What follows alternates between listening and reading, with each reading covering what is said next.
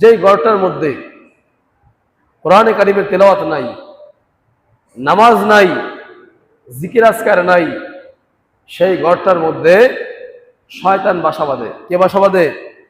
শয়তান বাসা বাঁধে।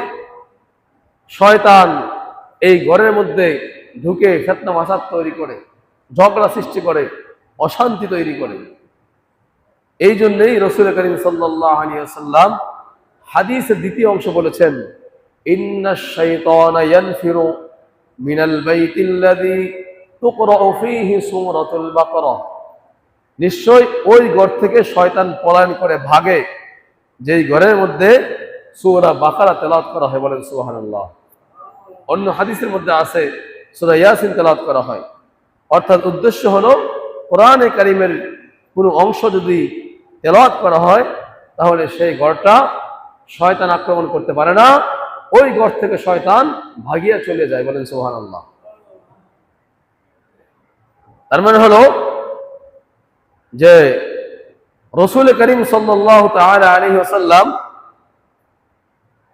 বলতে চাচ্ছেন এই বিষয়টা, উম্মতদেরকে বোঝাতে চাইতেছেন যে হ্যাঁ, আমার উম্মতেরা, তোমরা তোমাদের ঘরটাকে এমন অবস্থা তৈরি করো না, বানিয়ে ফেলো না, তুমি যেই ঘরে বসবাস করো এই ঘরটার মধ্যে কোনো ধরনের কোরআন তেলাওয়াত হয় না, জিকির আজকার হয় না, নামাজ পড়া হয় না, আল্লাহ পাক রব্বুল আলামিনের ইবাদত করা হয় না, বন্দেগী করা হয় না।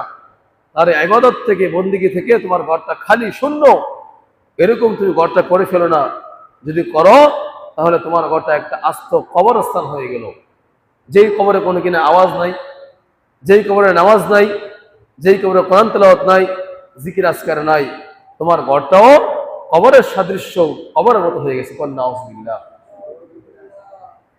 আর যদি তুমি তোমার ঘরটাকে কবরে রূপান্তরিত করো তাহলে তোমার এই ঘরের মধ্যে শয়তান বাসা বাঁধবে এবং শয়তান এই ঘরের মধ্যে অশান্তি তৈরি করবে, বিশৃঙ্খলা সৃষ্টি করবে। এই ঘরের শান্তি দূর হয়ে যাবে, অশান্তির আগুন দাউ দাউ করবে।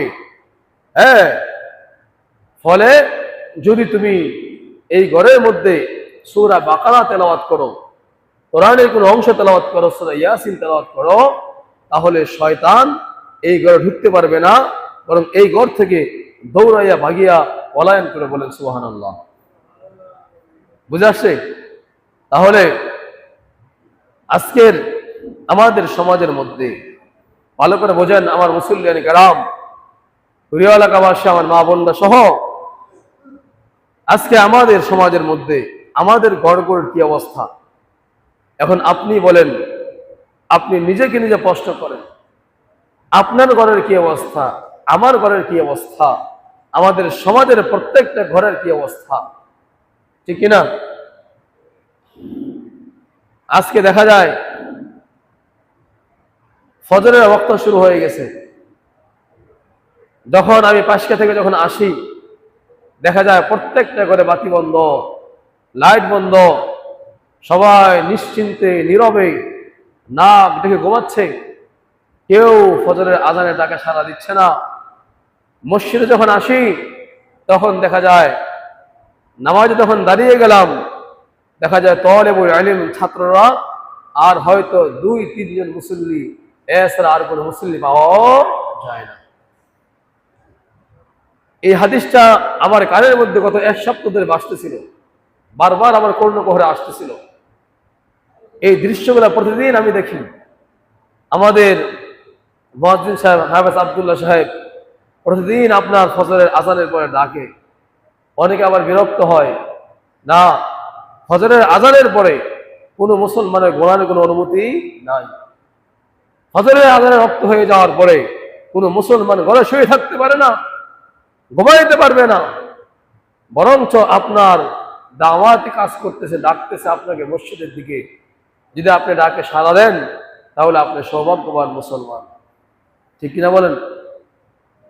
কিন্তু আফসোস, দেখা যায় প্রতিদিন তিনি ডাকতেছেন, প্রতিদিন আজান হচ্ছে, কিন্তু ফজরের সময় প্রত্যেকটা ঘরের বাতি বন্ধ, লাইট বন্ধ, নিশ্চিন্তে নীরবে নাক ডেকে ঘুমাচ্ছে।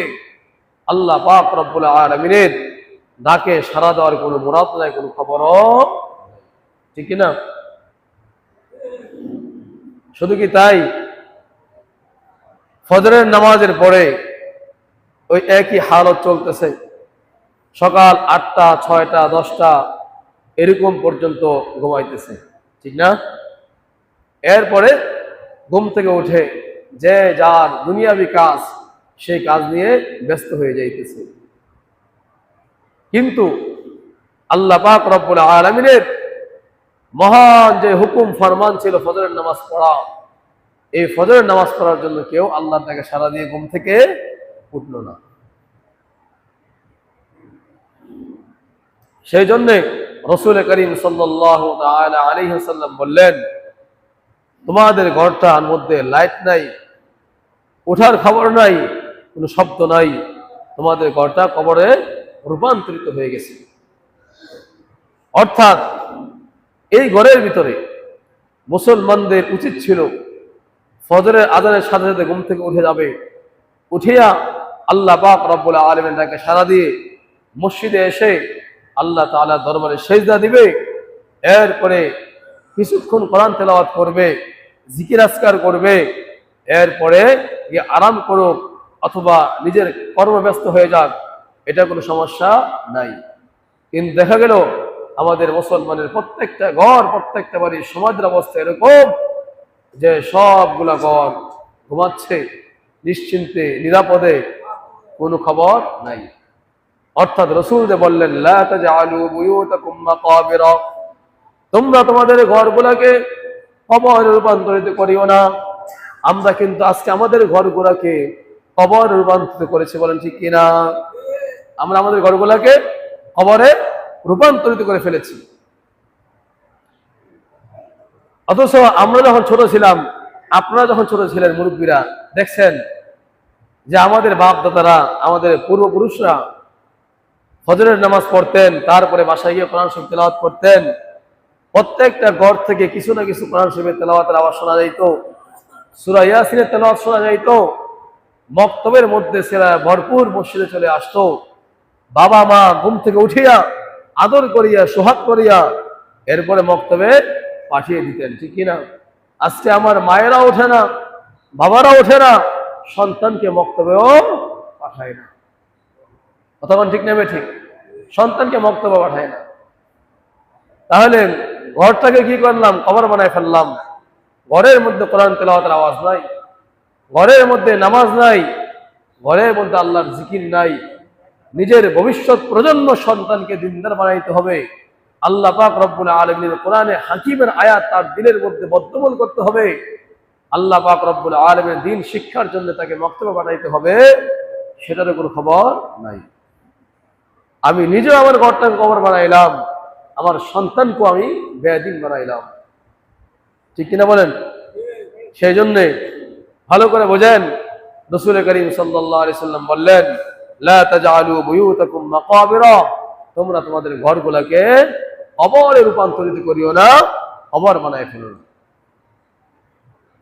এই জন্য আসুন আল্লাহ পাক রব্বুল আলামিন আমাদের উপরে যে ফরিজা দায়িত্ব অর্পণ করেছেন, নামাজ, কালাম, তিলাওয়াত, জিকির আজকার, এগুলো আমাদের করতে হবে। আমাদের প্রত্যেকটা ঘরের মধ্যে নামাজ পড়তে হবে, আমাদের প্রত্যেকটা ঘরের মধ্যে কোরআন তেলাওয়াত করতে হবে, আমাদের প্রত্যেকটা ঘরের সন্তানদেরকে মক্তবে পাঠাইতে হবে। এই জন্য আপনার আমার কর্মসূচি হতে হবে ফজরের আজানের আগ থেকে। ওর থেকে ফজরের আজানের আগ থেকে ফজরের আজানের পরে কোনো মুমিন মুসলমান ঘুমায় থাকতে পারে না, ঘুমিয়ে থাকার কোনো অনুমতি নাই। বুঝে আসছে কথা? আরে মানুষ, ওষুধ থেকে আমরা নিকৃষ্ট হয়ে গেছি। আপনারা খেয়াল করে দেখবেন, ফজরের আজানের পরে পাখিদের কিচির মিচির আওয়াজ শোনা যায়, যায় কিনা? মুরুগের ডাক শোনা যায়।